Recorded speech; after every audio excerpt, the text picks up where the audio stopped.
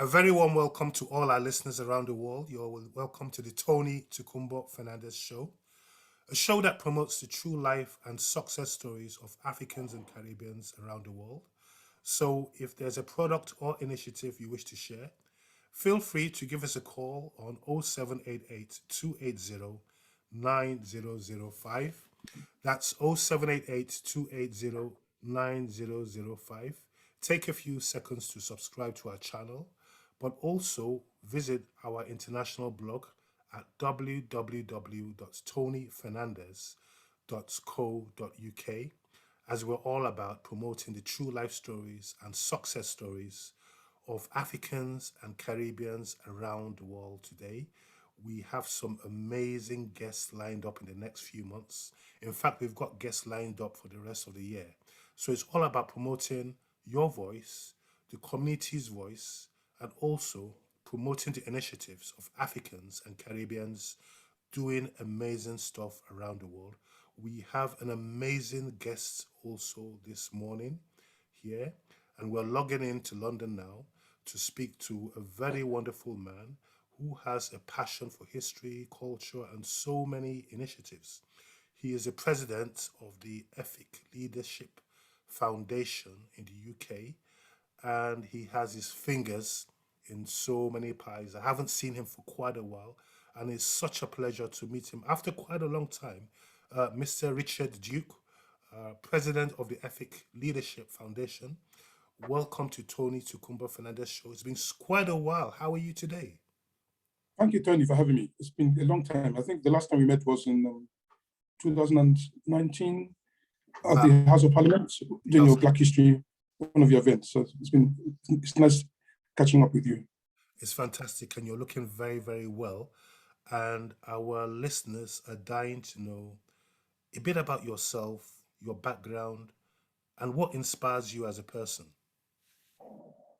Thank you. I'm an HR professional by practice. So I've spent the last 20 years working in various organizations as an HR practitioner. I also work as a leadership development consultant, and I specialize in psychometrics. So that's my background. So I support various organizations. Having worked with with First Bank of Nigeria here in the UK. I work with HSBC Bank. I've worked with Croydon College, Goldsmiths, University of London. I've also worked with the Home Office, and now I work with the NHS. So I've worked across UK, Oman, UAE, and Qatar. Wow. As a HR consultant. So my last stint abroad was in Oman as a leadership development consultant. So so that's my passion in building leaders and developing talent and getting involved with HR transformation projects. So currently, I work with the NHS on an HR transformation project. So that's just my career background. That's fantastic. And you're also the president of the Efik Leadership Foundation, a very wonderful foundation. But before we talk more about the Efik Leadership Foundation, our listeners around the world who come from different countries and backgrounds will be dying to know, who are the Efiks? Oh, thank you, Tony. The Efik ethnic group is one of the earliest ethnic groups in the southeastern region of Nigeria, located by the border of the Bight of Bonny and to the border of Cameroon.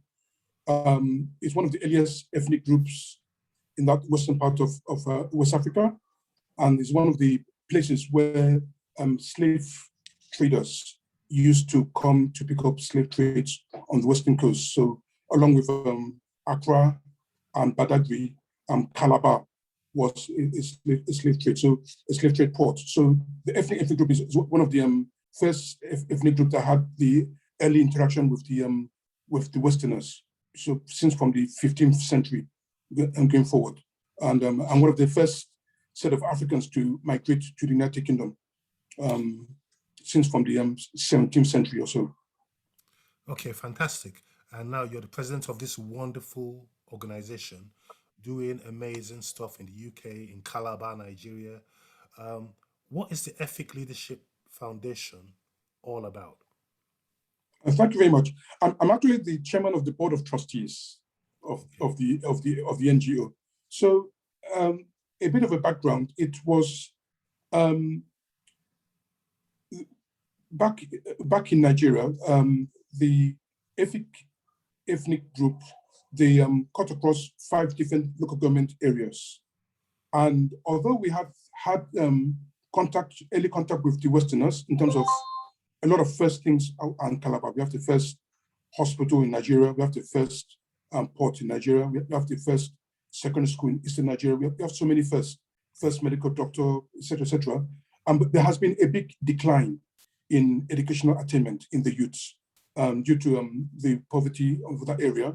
And it's a cause of concern that nothing's been done about it. So the Efik Leadership Foundation was an NGO set up as a community development NGO. It operates as a social enterprise, which is to transform the youths, to transform the lives of Efik youths and the Efik community through building leadership skills, entrepreneurship skills, and trying to break barriers of political exclusion, community wealth generation, and community development. So we come together, we bring people from globally to pool our resources to deliberately intervene in the community to create social impact. So, for example, we go to primary schools, we pay the common entrance exams, that's the exams for primary school students, to go to secondary school, to stop them from dropping out of school. We go to communities to intervene in where we have gender equality issues of we stop female genital mutilation issues. We try to intervene on early teenage pregnancy issues. We try to go against forced child marriage issues. We also try to help youth to have that flair to pick up entrepreneurship skills because we lack those skills in our local community. So it's an NGO. We come together, we set the agenda for the year, we have a project cycle, and we try to create that change, get people together, bring resources together, and not just depend on the government or politicians, but the people coming together to put their money where the mouth is and to make a change. And we account for every single fund we receive is accounted for, and there are tangible proofs of what we're doing on ground. So that's what it's about. Because we leave it to the government, a lot of communities will be overlooked. So far we've been around for the past 3 years, and it's quite a joy to get involved in supporting those people who are less privileged back home in Nigeria. Yeah. It must be an amazing joy. It's all about communities coming together, and I'm very Yes. proud of all you do. But when you look back so far, what would you say are the proudest achievements so far in terms of the Efik Leadership Foundation and what they've managed to do around the world? I would say one of the achievements is, first of all, is to stop the sliding dropping out of Efik children from primary schools. So we support 40 primary schools across 5 local government areas. So on a yearly basis, we send volunteers to all the school to take like a census of all the Efik pupils there, and we pay their money financially. So they have no reasons not to take their exams to go into secondary schools. Secondly, we have been able to intervene in the area of good governance. So where there's a lot of questionable things, we're able to lend a voice to the community that we shouldn't be taken for granted, and we have become a kind of a voice of reason, whereby we kind of step in to counterbalance the excesses of the government as an NGO. We don't replicate what they're doing, but we try to be a kind of a voice of reason to let them understand that there's some certain things they can't really do in the community without getting us involved. So another achievement would be in the area of entrepreneurial skills. We've held so many workshops, we've held so many training, giving women digital graphic skills, and we've held so many volunteer workshops across the state, and we're beginning to get recognized for the work we've been doing.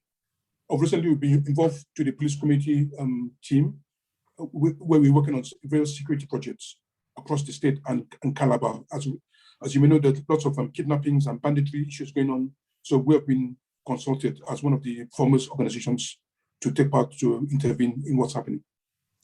Now, for the benefit of all ethics listening around the world today, and I should also say Nigerians as well and Africans, if people want to get involved in the Efik Leadership Foundation, either to join or to become media partners or collaborators, how can they reach you? And are there also social media handles and websites available as well?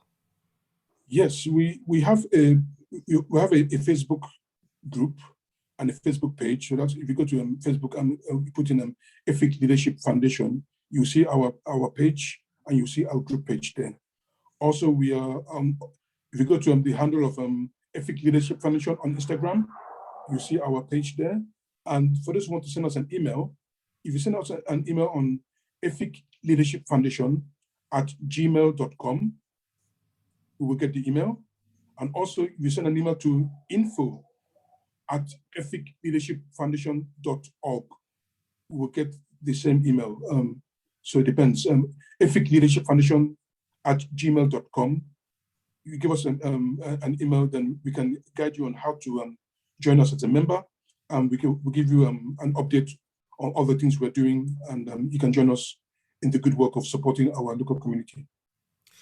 On a very final note, Brother Richard, from your experience and your upbringing, what would you say are the positive qualities of the Efik people that really stand out amongst Nigerians or Africans around the world?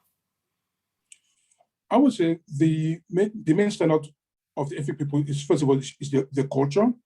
The culture set the standards for Nigeria. I mean, one of the prominent foods of Efik people is the Edika Ikong and the Afang soup, which is standard Nigerian across the world. If you go to any Nigerian restaurant, the top 3 foods are the Efik foods. Our dress codes, our marriage, traditional cultures, but the key thing that stands out for the Efik people is transparency and honesty. We are known for our transparency. It was a time when most of the chairman of the National Electoral Commissions were all Efik people. 3 people in a row, back to back. So that's one of the things we're known for in Nigeria. And that's a very, very important quality. Efik with pride. It's so lovely to see you again, and I hope we can catch up. And I'm very proud of you, and I'm also proud of the Efik heritage. Lastly, do you have a message for all our listeners around the world today? Yes, the thing I can leave you is a quote by Martin Luther King, and he says, "The time is always right to do the right thing." So you don't need to wait until something bad happens. The time is always right to intervene, to make a difference. Whatever you do, you can make a difference by bringing people together, by putting your money into whatever NGOs are doing, but always make sure that you are involved in doing something that is positive to the community you belong to. It's so lovely to see you, and I'm sure we're going to be making this video shared on very many platforms. Proud of you always, and I'm sure we'll catch up very soon. God bless you. Thank you very much, Tony. It's been a pleasure. Bye.